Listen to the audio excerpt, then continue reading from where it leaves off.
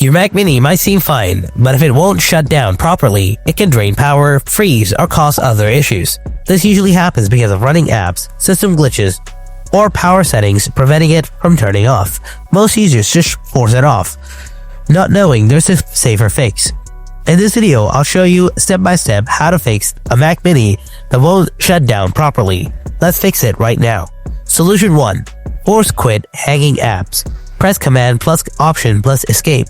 Here, you will get hanging apps. Now select the app that's not responding.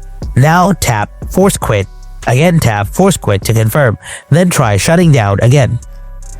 Solution 2. Check Software Update. Open up the settings, then tap General. Next tap Software Update, and if you find any software updates available, then install it. Solution 3. Force Shutdown. Press and hold the power button on the back of the Mac Mini. Wait for about 10 seconds until the device shuts down. After that, it will shut down. And that's it. With these solutions, you should be able to shut down your Mac Mini devices properly.